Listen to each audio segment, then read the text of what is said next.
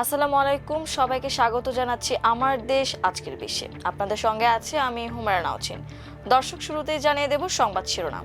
প্রতিশোধ নেওয়া ইরানের বৈধ অধিকার, বললেন ইরানি প্রেসিডেন্ট। ইরান যুক্তরাষ্ট্রকে নিশানা করছে, প্রতিবেশীদের নয়, বললেন ইরানের নিরাপত্তা প্রধান আলী লারিজানি। ইরাকে মার্কিন কনসুলেটে হামলা, তেহরানের 24 ঘন্টায় 60 হামলা, নিহত 57। যুক্তরাষ্ট্র ইসরায়েলের হামলায় ইরানের পুলিশের গোয়েন্দা প্রধান নিহত।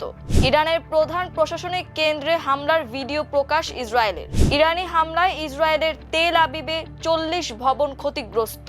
হরমুজ প্রণালীর কাছে বাণিজ্যিক জাহাজে হামলা, দুই পাশে আটকা পড়েছে শত শত তেল গ্যাসবাহী ট্যাঙ্কার। তেলের দাম বেড়েছে 1 লাফে 10%। আয়াতুল্লাহ খামেনি হত্যা, ইরানের সড়কে লাখ লাখ শোকাহত মানুষ। বৈঠকে বসছেন উপসাগরীয় দেশগুলোর পররাষ্ট্রমন্ত্রীরা। উপসাগরীয় দেশগুলোতে ব্রিটিশ নাগরিকদের ভ্রমণ না করার পরামর্শ যুক্তরাজ্যের। সর্বোচ্চ ধর্মীয় নেতা আয়াতুল্লাহ আলী খামেনি সহ 1 ডজন নেতা হত্যার প্রতিশোধ নেওয়াকে ইরান নিজেদের বৈধ অধিকার ও কর্তব্য হিসেবেই দেখছে। দেশটির প্রেসিডেন্ট মাসুদ পেজেশকিয়ান বলেছেন, খামেনি হত্যা বিশ্বের প্রতিটি কোণায় মুসলিম এবং বিশেষ করে শিয়াদের বিরুদ্ধে প্রকাশ্য যুদ্ধ।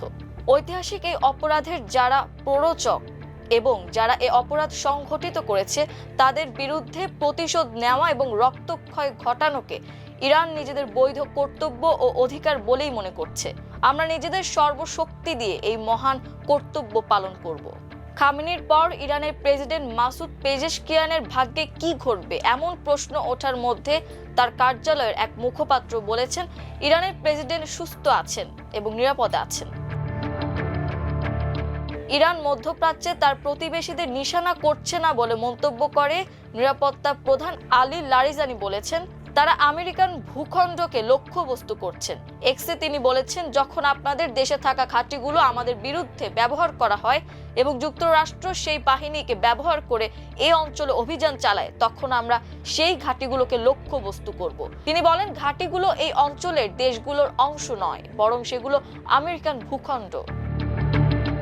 ইরানের সর্বোচ্চ নেতা আয়াতুল্লাহ আলী খামেনি নিহতের পর প্রতিবেশী দেশ ইরাকে যুক্তরাষ্ট্রের দূতাবাস ভবনে হামলা চালিয়েছে বিক্ষুব্ধ জনতা। এক প্রতিবেদনে এএফপি জানিয়েছে, যুদ্ধের কারণে সম্প্রতি ইরাকের মার্কিন দূতাবাস ভবনে নিরাপত্তা জোরদার করা হয়েছে। রোববার বেলা 11টার দিকে দূতাবাস ভবনের সামনে জড়ো হয় শত শত মানুষ। তাদের বেশিরভাগের পরনে ছিল কালো রঙের পোশাক ও হাতে ছিল লাঠি পাথর। তেহরান প্রদেশের রেড ক্রিসেন্ট সোসাইটির বরাত দিয়ে ইরানের রাষ্ট্র পরিচালিত Islamic Republic news agency IRNA জানিয়েছে, তেহরানে গত 24 ঘন্টায় 60টি হামলা হয়েছে। এতে এখন পর্যন্ত 57 জন নিহত হওয়ার খবর পাওয়া গেছে। ইসরায়েলি সেনাবাহিনী জানিয়েছে, তারা রাজধানী তেহরানকে লক্ষ্য করে হামলা চালিয়েছে। শহরের বিভিন্ন স্থানে ধোঁয়া উঠতে দেখা যাচ্ছে। যুক্তরাষ্ট্র ও ইসরায়েলের যৌথ হামলায় ইরানের পুলিশের গোয়েন্দা বিভাগের প্রধান গোলাম রেজা রেজাইয়ান নিহত হয়েছেন। ইরানের স্থানীয় সংবাদ মাধ্যম সূত্রে এ তথ্য জানা গেছে। ইরানি বার্তা সংস্থা ফার্সের প্রতিবেদনে বলা হয়, গতকাল শত্রু পক্ষের হামলায় জাতীয় পুলিশের গোয়েন্দা বিভাগের প্রধান জেনারেল গোলাম রেজা রেজাইয়ান নিহত হয়েছেন। ইসরায়েলের প্রতিরক্ষা বাহিনী ইরানের রাজধানী তেহরানের কেন্দ্রস্থলে দেশটির প্রধান প্রশাসনিক কেন্দ্রগুলোতে হামলার ভিডিও প্রকাশ করেছে। ইরানি সন্ত্রাসী শাসকদের সদর দপ্তরে এসব হামলা চালানো হয়েছে বলে দাবি করেছে IDF। টাইমস অব ইসরায়েল জানিয়েছে, ভিডিওতে ইরানের রাজধানীতে আঘাত হেনে 2টি ভবন ধ্বংস করে দিতে দেখা গেছে। এর আগে ইসরায়েলি সামরিক বাহিনী জানিয়েছিল, তারা তেহরানে ইরানি শাসকদের কেন্দ্রস্থলে ব্যাপক বিমান হামলা চালাচ্ছে। তেহরানের গুরুত্বপূর্ণ এলাকা সৈয়দ খানদানে, কাশর চৌরাস্তা, ভানাক স্কয়ার ও মোতাহারি স্ট্রিটে চালানো ক্ষেপণাস্ত্র ও বিমান হামলায় ভয়াবহ বিস্ফোরণ ঘটেছে বলে জানিয়েছে ইরানি গণমাধ্যম। ইসরায়েলি গণমাধ্যম হারেটজ জানিয়েছে, শনিবার ইরানি ক্ষেপণাস্ত্রের আঘাতে তেল আবিব শহরের অন্তত 40টি ভবন ক্ষতিগ্রস্ত হয়েছে। নগর কর্তৃপক্ষের বরাত দিয়ে তারা জানিয়েছে, এসব ভবনের 200 জনেরও বেশি বাসিন্দাকে তাদের বাসা থেকে সরিয়ে তেল আবিবের 3টি হোটেলে নিয়ে রাখা হয়েছে।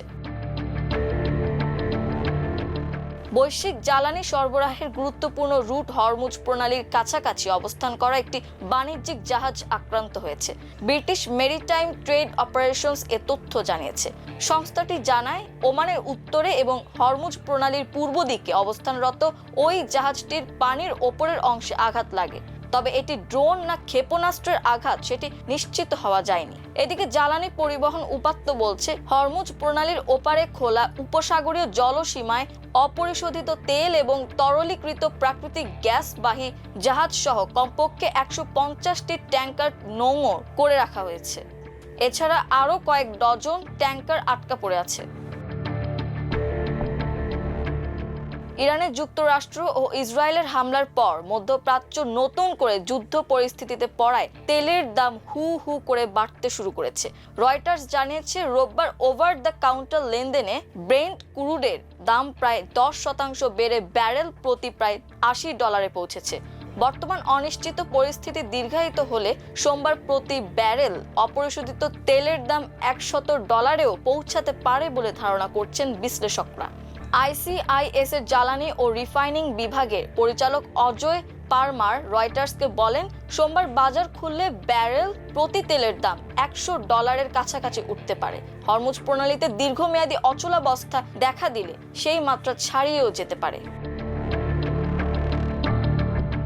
ইরানের আধা সরকারি সংবাদ সংস্থা তাসনিম নিউজ এজেন্সির প্রকাশ করা এক ভিডিওতে দেখা গেছে, যুক্তরাষ্ট্র ও ইসরায়েলের যৌথ হামলায় আয়াতুল্লাহ আলী খামেনি নিহত হওয়ার ঘটনায় ইরানের লাখ লাখ মানুষ রাস্তায় নেমেছেন। ইরানের সর্বোচ্চ নেতা আয়াতুল্লাহ খামেনির সম্মানে ঘোষিত রাষ্ট্রীয় শোকের শুরুর দিন আজ রোববার রাজধানী তেহরান, মধ্যাঞ্চলীয় ইয়াসুজ সহ বিভিন্ন শহরে মানুষ সমবেত হন। শোক কর্মসূচির অংশ হিসেবে এসব সমাবেশ অনুষ্ঠিত হয়। ভিডিওতে শোকাতুর মানুষের অনেককে বিলাপ করতে দেখা যায়। তেহরান টাইমসের প্রতিবেদন অনুযায়ী ইরানের লোরেস্তান প্রদেশেও একই ধরনের শোকাবহ দৃশ্য দেখা গেছে। সূত্রের বরাত দিয়ে আল জাজিরা জানিয়েছে, আজ ভিডিও কনফারেন্সের মাধ্যমে উপসাগরীয় সহযোগিতা পরিষদের পররাষ্ট্র মন্ত্রীদের একটি জরুরি বৈঠক অনুষ্ঠিত হবে। জিসিসি হলো আরব উপদ্বীপের 6টি দেশের একটি রাজনৈতিক ও অর্থনৈতিক জোট। এই জোটের সদস্যরা হলো বাহরাইন, কুয়েত, ওমান, কাতার, সৌদি আরব এবং সংযুক্ত আরব আমিরাত। যুক্তরাজ্যের পররাষ্ট্র দপ্তর বাহরাইন, কুয়েত, কাতার এবং সংযুক্ত আরব আমিরাতের জরুরি ভ্রমণ বাদে সব ধরনের ভ্রমণ পরিহার করতে পরামর্শ দিয়েছে। সামাজিক যোগাযোগ মাধ্যম এক্সে এক পোস্টে এ তথ্য জানিয়েছে যুক্তরাজ্য।